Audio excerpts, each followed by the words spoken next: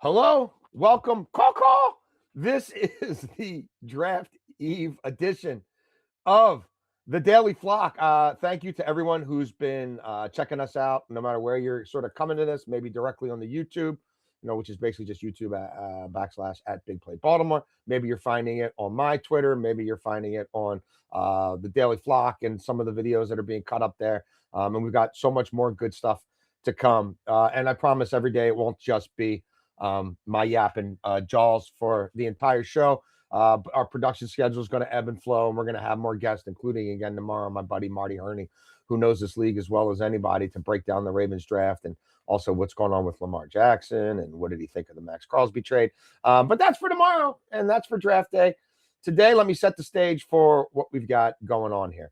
As you're going to be able to see in the rundown there, obviously we're going to touch on this Madubuike situation. How much can they bank on him? Does that affect their draft really at all?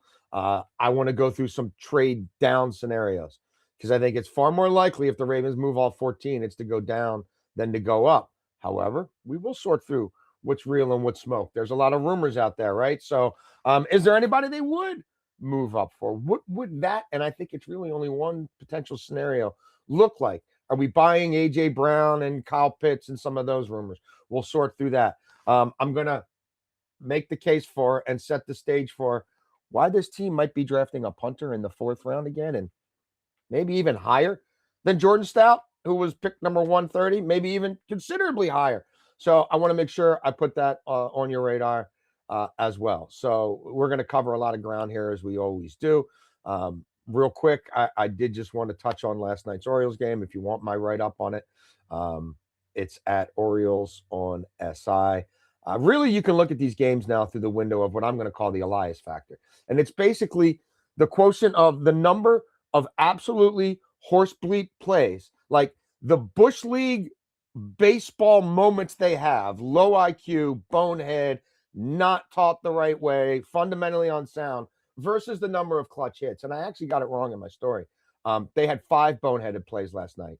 You've got the 4 wild pitches, including one where the closer doesn't cover the plate in the 9th inning of a do-or-die game. And you had Weston Wilson getting picked off a day after Gunnar Henderson did it twice. Clutch hits. Kobe Mayo, great to see him get off the schneid like Basayo and like Beavers the night before. And Adley had a bomb.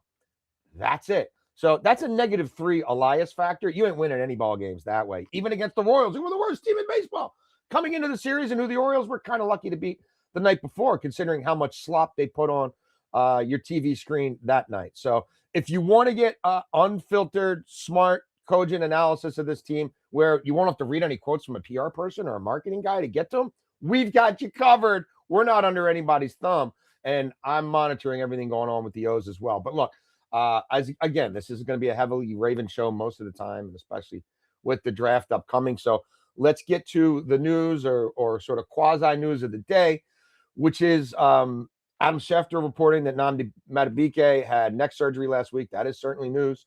And that he's going to, they think, come back at some point in the 2026 season. Now, that part of the equation is left pretty nebulous. We'll see exactly what that timeline is. The Ravens have been very reticent to speak to this too much. However, back at the owners' meetings not that long ago, Jesse Minter was asked about the progress that we were kind of seeing on social media that looked certainly like progress from Nnamdi Madubuike. Here's what he had to say. You're always, for everything, I think you always try to have a plan in case something happens. I know that he's in a great place mentally. He's doing a lot of stuff. That's still a kind of a to be determined thing, I would say. And so we certainly, as an organization, you certainly have plan A, plan B, plan C, plan D, all the way down the line. And so we'll be excited whichever way that goes. Yeah, and look, my suspicion is all those plans don't change because of this. At the time Jesse Minter's meeting with the media, he probably had an inkling that, Madubuike was at least considering this procedure, which I think we can reasonably infer was something he was going to have to do if he wanted to continue to play football. And he had, again, given some sort of tells and some signs that, thumbs up and stuff like that, that was maybe on the table. But any human being who, you go and, you're getting your prostate checked or whatever, right? You're going through that stuff, a colonoscopy. Nobody likes that, right? Nobody likes everything that goes into that procedure, and being nobody likes being knocked out while people, explore your body. I mean, imagine someone who plays a sport that literally is a concussion sport. It's not a contact sport; it's a concussion sport. It's a spinal issue sport, and he plays it in the trenches like he does, and he's going to undergo a neck surgery. So it's a big deal. And first and foremost, we want Nnamdi Madubuike to come out of his football career as best as possible. But he has made this decision. It's a career decision. It's a life decision. And so he's going to give this a go. But we're in almost May. It's obviously a major procedure. He missed 15 games last year, and at various points in time, the Ravens were certainly unsure if he'd ever play for them again. And this is something where anytime you're talking about spine, neck, whatever, and I'm not going to sit here and pretend I'm a doctor and then I know every nuance of what's going on here, but I don't think, there's a level of common sense here as well. So no, I don't think this can change how they approach the D tackle position at all. I think you've got to look at this as the football gods giving you an opportunity to fortify with Nnamdi back, hopefully a decent portion of your 2026 season. Because again, I don't know that you're going to hear anybody come out and say, "Oh, definitely week 1 or definitely week 5 or whatever." This is not right. This isn't a broken hand. This isn't an ACL. So with all that in mind, I don't think it changes much of anything about what they're going to do. I've written quite a bit at Ravens on SI about this D tackle class. And look, the Ravens, and you could hear it in DeCosta's voice at the Liars Lunch a week ago, like passing on all those D tackles last year in a generational D tackle draft, where, to take a guy in Peoples who's undersized when you had all these oversized guys who were coming in as bullies, who were coming in flashing the ability to run stuff and pass rush a little bit, especially if you know how to use them. That haunts them. There's no doubt in my mind that haunts them, especially after the Madubuike situation. How could it not haunt them? So whether he got this surgery or not, and again, some point in 2026, what does that look like for 2027? I don't think anybody knows that. How's Broderick Washington look since he got the contract? Not good. Travis Jones is a nice player. I think they'd ideally like to have Travis Jones part of a rotation that looks like some of the things they had going in the past with Madubuike, with Calais Campbell, with Broderick Washington when he was still a thing, and Travis Jones along for the ride. I think that's when you feel comfortable, right, about the interior of your defense. And this was a defensive line that was terrible last year as part of a defense that was terrible. Minter's going to fix a lot of that because Minter's super smart, and I believe in him as a defensive coordinator, unquestionably. But they need personnel. And I think there's a couple names that you need to continue to sort of have on your radar here. One is Dominique Orange, a D tackle out of Iowa State. Again, I'm going to call my guys, my longtime evaluators who I'm talking to all the time, have been telling me about this kid since February. And multiple of them think he's the best D tackle in the draft, not McDonald from Ohio State. And they think he'd be a great fit for the Ravens. And they think he's the kind of guy who you might even want to move up a smidge or two if you had to on Friday to make sure you get him, depending on what else is off the board and what's happened at tight end and what you've done with your first pick. I think he's got more pass rush now than the kid McDonald from Ohio State, who could go in the first round and will go ahead of him, I guess.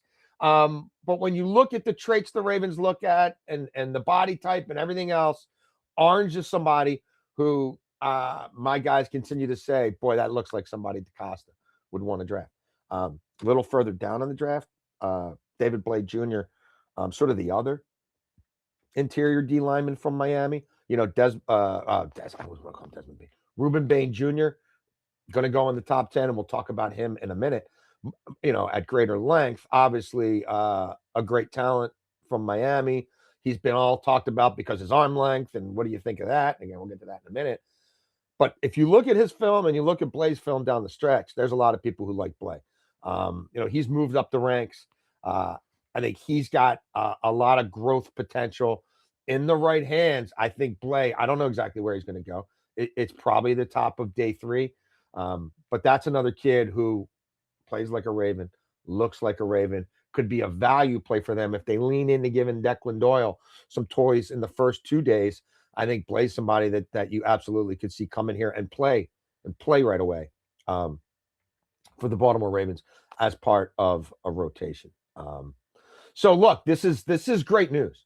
But I think I've been doing this a long time. If you go back and you really read how even the original article in ESPN is phrased, like it seems very open ended. Like we believe this procedure will allow him to play football for us in 2026. Will it allow him to play football for us 75% of the snaps from week one on? And is this something that we don't have to ever worry about again? I mean, no one might, I don't know that all those answers are even known right now.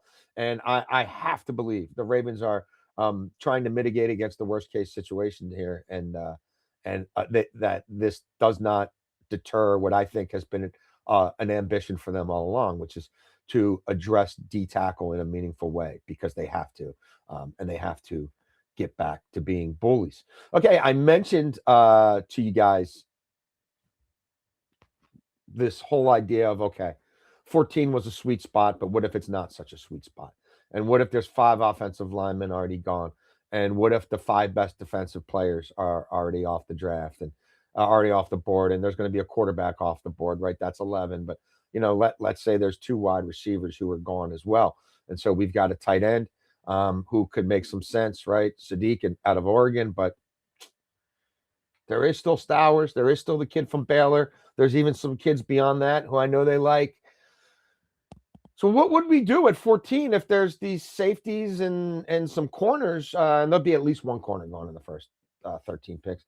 So before we get to the individual players who I believe would absolutely stand out to the Ravens in a potential trade down situation, let's hear Eric DeCosta talk about their big board and how this draft really stacks up for them compared to some other ones. Yeah, so the draft is probably similar in numbers to last year. As I just look at it clinically, the numbers is probably, I would say, maybe a little less than last year. I think where we have if there is an advantage to this year for us is we're picking higher in each round. But I think numbers-wise, we've got just under 200 players that we have ranked as like draftable players for us. That doesn't mean there aren't more players, but for us, about 200, I think it's 197 that we have as draftable players for us. Now that would mean that if the board came off exactly the same way as we have it, then we'd have to go outside that range to finish our draft because there's over 250 picks in the draft. But we think it's a solid draft.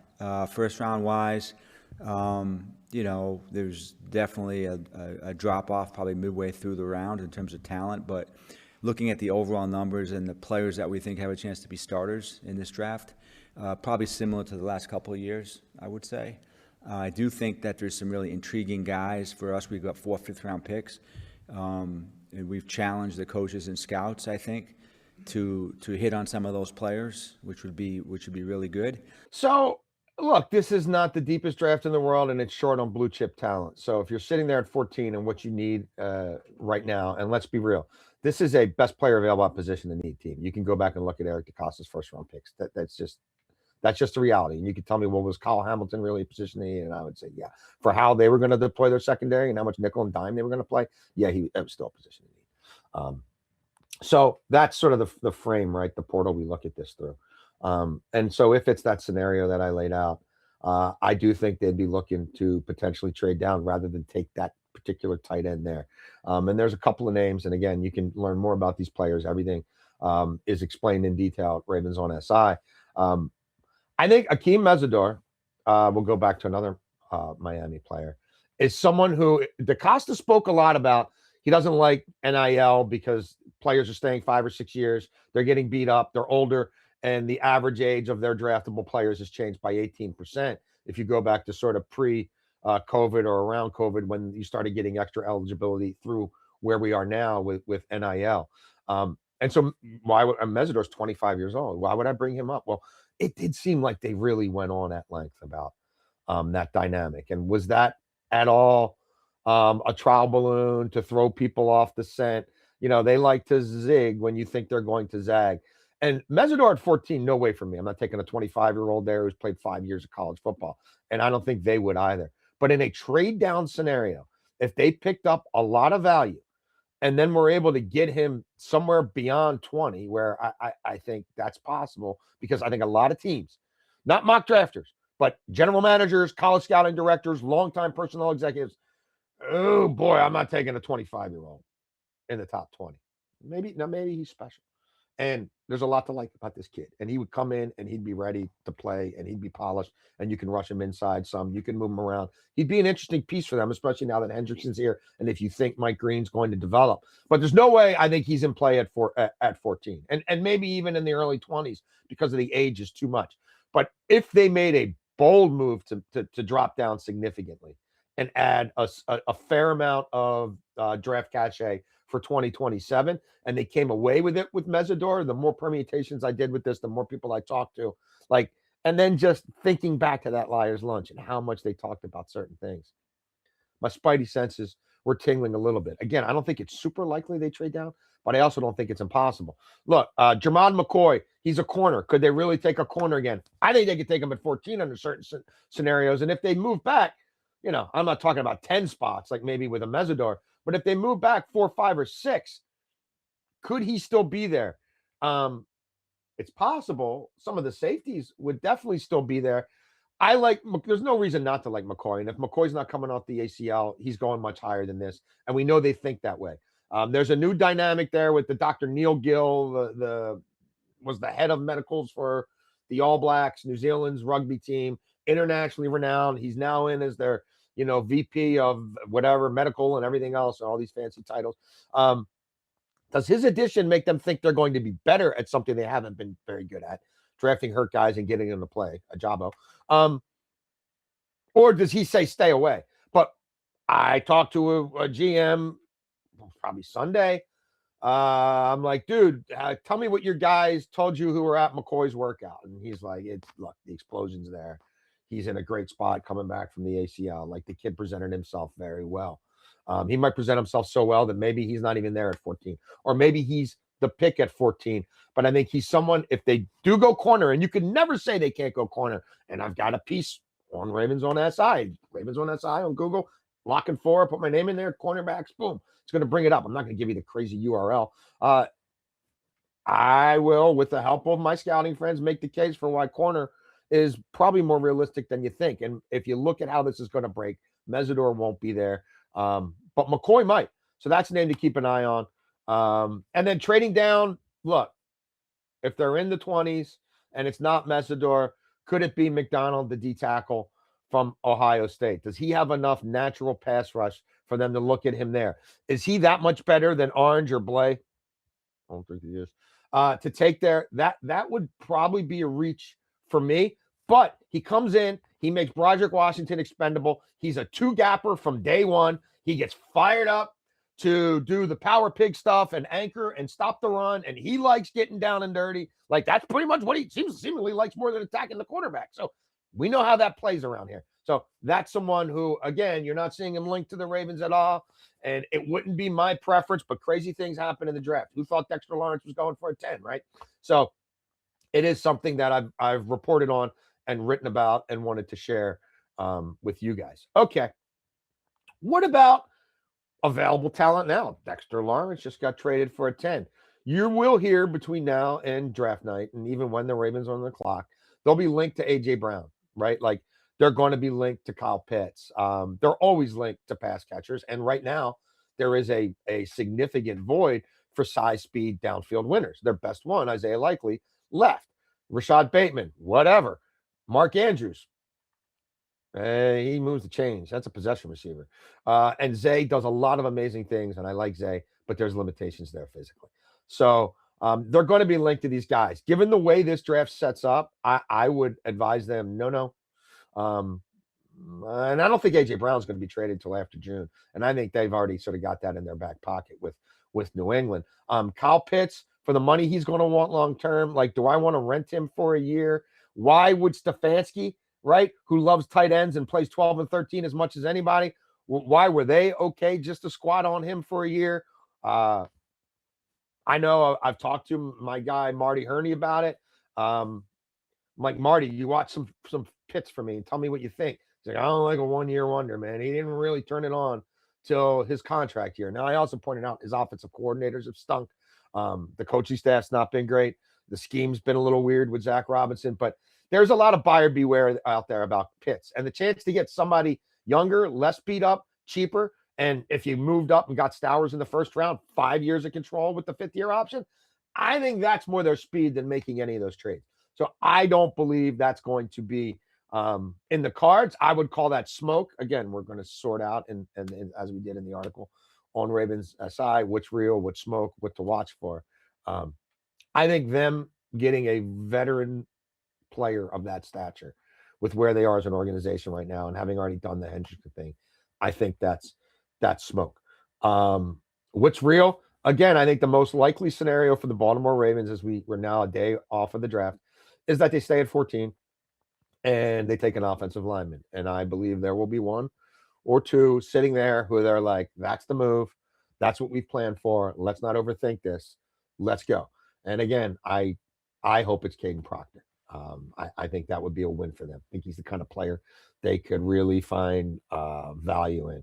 I think he's a top 5 player in this draft, assuming he keeps his weight down. That's not like, I don't think that's crazy. And if you got him at 14, that's a win. So I think that remains real. What to watch for? Okay, let's get to a trade-up scenario. I teased it earlier in the show. Let's say Rueben Bain gets past the Chiefs.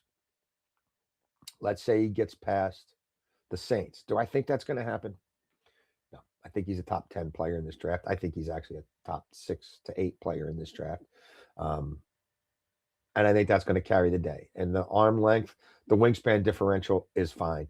He's a different player. The ability to generate natural pass rush and power from inside, from being doubled, that's not like, not everybody has that. And especially in this draft class, there ain't a whole lot of that. So let's say he gets, and let's say Harbs, who we talked about a lot on yesterday's show. And again, if you missed it, it's archived, very easy to find. You don't have to go to any app or any of that crap. Like, I think Harbs has taken the Penn State guard, but I don't know that. Nobody knows that. They might not even totally know that. But let's say he does that. Like, do I think Miami would dive all over Bain at 11? I do. Do I think the Baltimore Ravens, given where Miami is as an organization right now, all their needs, rookie GM, they've already gutted everything. They're playing for 2027, 2028. Do I think they should be all over a move up for Bain? And that's really the only scenario I think that's realistic. They're not moving up into 5 or 6 to get one of those other guys. And I'd rather get Bain at 11 than move up to 5 or 6 for Reese or Bailey, or 3 or 4, I should say, for Reese or Bailey, or try to jump Harbaugh for Styles. No, at 5, no. But Bain is the guy. And Bain, if there is a slight fall, I think they should be willing to go up a couple of spots and break his fall. And then maybe if you have to, take that offensive lineman at the top of day 2. Or we told you yesterday, you need a tackle, you need tackle protection, go rent Cam Robinson for a year. Even Jonah Williams is my 3rd tackle. I'm fine with. There are options. But I think Bain is the outlier, and I think Bain's the one guy. Man, he's now outside the top 10, and we're at 14, and we don't think we're going to be picking this high again for a long time. And again, it's all laid out there in the article. But that's the guy. And my guys think that could be the one. Like, you run a bunch of different scenarios. What's the one where DeCosta's like, okay, I talked about being aggressive. Let's do it. And so, yeah, I think we have that clip. Do we not, Ryan? This is what DeCosta had to say about trading up. It just depends, Vinny, on the player and who that is and how highly we have him rated. So if we've got a bunch of guys kind of rated the same way and we like one of those guys, the chances of us going up and giving up a ton to get that guy probably wouldn't be something that we do. But if we have a guy that's kind of at a different level on the board who we think really comes in right away and can impact our team, certainly we'd be aggressive in that situation and potentially move up to get that guy. Scratch my chinny chin. Hey, Flocky. Flocky, who do you think that guy is, Flocky? What? Said Bain. Flocky don't lie. Birds don't lie. General managers, coaches, PR people, Flocky don't lie. So I'm just saying, I don't think the Cat's getting past the Saints or Andy Reid. I think if he's there, Andy Reid says, I'll get my offensive lineman later. Let me get Bain now. Let me get some Chris Jones insurance. Let me get somebody else on my D line who I can move around, who Spags could look at as a real chess piece. So yeah, Bain's one of my favorite players in this draft. You know who else is one of my favorite players in this draft? He's a punter, mate. I don't know. That wasn't very good, right? An Aussie punter. So Jordan Stout, Ravens took some heat for that. What was it, 4 years ago? But they had like 4 or 5 fourth-round picks. They took Jordan Stout 9 picks before they took Isaiah Likely. One of the better steals, I would say, of Eric DeCosta's tenure. Why am I bringing up Bloomin' Onions? Well, Crocodile Dundee. All right, I'm done. Foster's. How about Foster's Lager, mate? I think Brett Thorson is a name you should watch in this draft.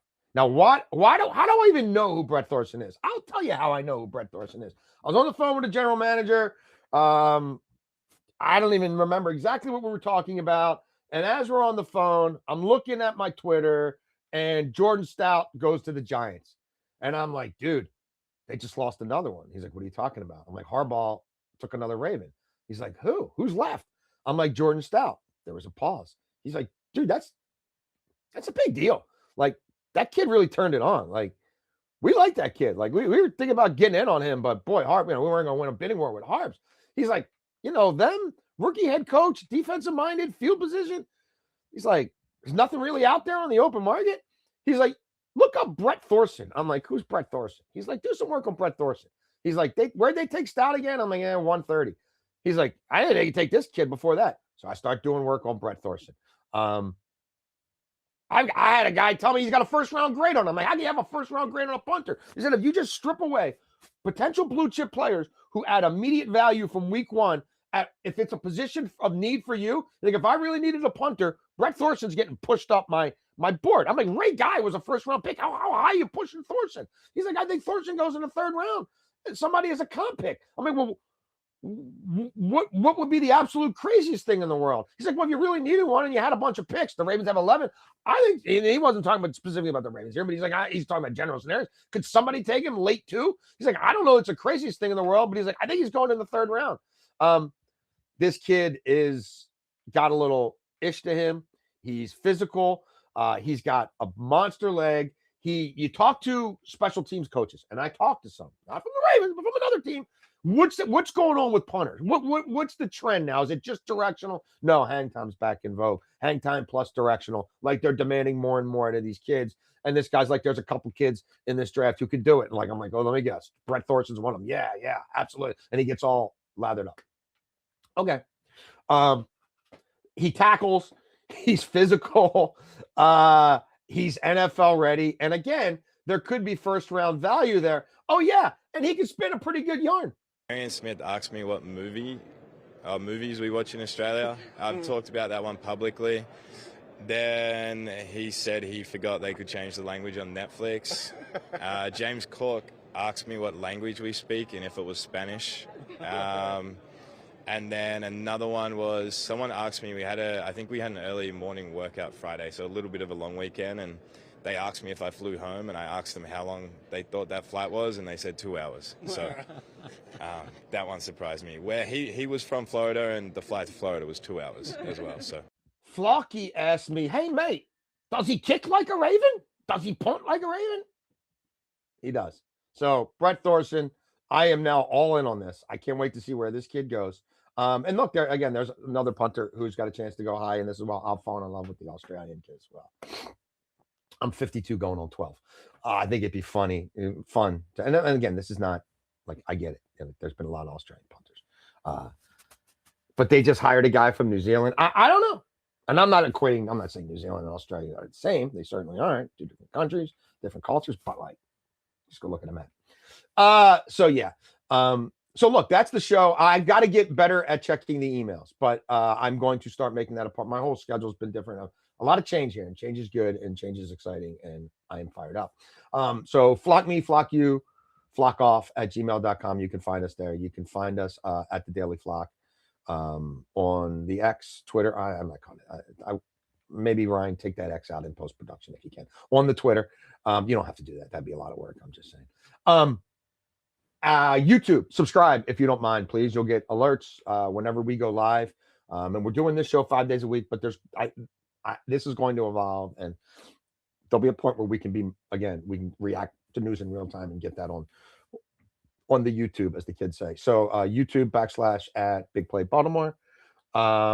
Tonight you can find me at Bowie Bay Sox, Bark at the Park. We're bringing Meatball, not Gigi. Gigi's a lunatic. I mean, we love her, but she's a lunatic. So you might see me and Mateo and Meatball out there. Excited to see my guy Thomas Sosa. I've always kind of been a Thomas Sosa truther. He's had the body. I'm not going to sit here and tell you that Bowie team is loaded with prospects, but the Akron Rubber Ducks are. And my friends at Big Play are aware of that. They're based in Ohio. So there's that.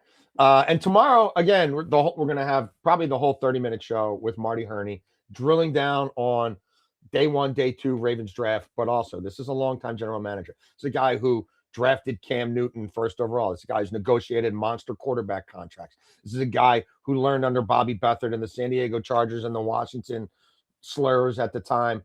This is a guy who's college heavy, old school scout, understands the analytics, was a GM forever, has consulted for teams, and he's very up on what's going on around the league. He's up on these players in the draft, and he's very familiar with what's going on with the Ravens this offseason. And we're going to have more guests as we move forward again, as I get more malleable. Okay, so that's the show. Hopefully the O's don't totally screw it up again today, but again, the Elias factor is real, and they're never going to grow as a franchise until they get a real general manager who's more interested about checks and balances and actually having the best front office he could possibly have than he is trying to silence people's voices and make sure he gets raises for 16 of his underlings, who all have contributed to a team that has 0 playoff wins under his guidance. That's the show. We will see you tomorrow. Woo, woo. Flock it up, the Daily Flock.